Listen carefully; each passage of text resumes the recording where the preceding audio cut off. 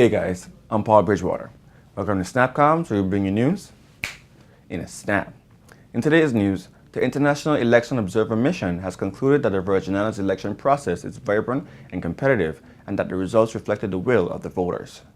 Head of Mission for the Commonwealth Parliamentary Association, British Islands and Mediterranean Region, Honorable Palmer Vaughan Webster, member of the House of Assembly, presented the preliminary report of the team's finding in just concluded general elections at the press conference held on Wednesday, February 27. Honorable Webster said, the mission commends the Virgin Islands for taking positive steps to improve voting processes and to encourage a more positive campaign environment. Special commendation should go to the election officials who, in a short period of time, administered the election effectively.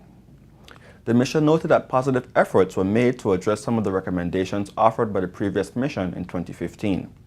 Changes include the use of electronic counting and electronic identification of voters at polling stations, the introduction of a code of conduct by candidates, political parties, and campaigners, the use of a single ballot, and to allow travelers to vote in advance.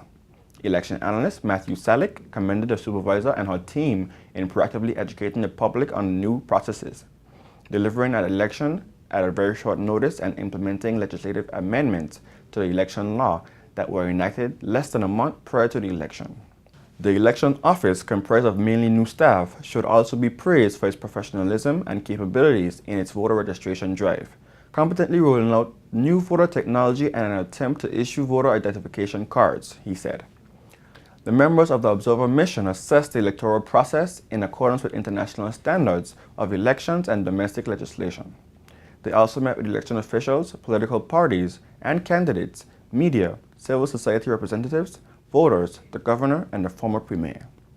Meetings were also held with the former leader of the opposition, the deputy governor, the police commissioner, the complaints commissioner, the solicitor general, the gender affairs coordinator, and other election stakeholders. Members of the Observer Mission also observed campaign rallies, manifesto launches, and motorcades on Tortola and all 9 polling stations at advanced polling. On Election Day, Monday, February 25th, the members of the mission also made repeated visits to the 16 polling stations across all districts and observed district and at-large counting and the results of the tabulation process. The mission will continue to observe post-election developments and will publish a comprehensive final report outlining recommendations by the end of April 2019.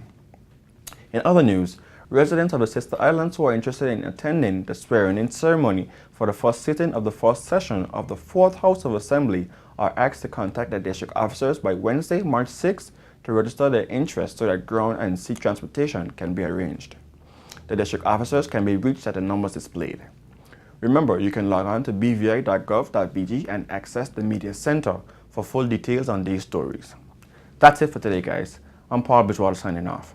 Be sure to tune in for your daily feed of SnapComms, where we bring you news in a snap. Subscribe to our YouTube channel, Twitter, and Facebook at BVI Government and Instagram at GIS BVI.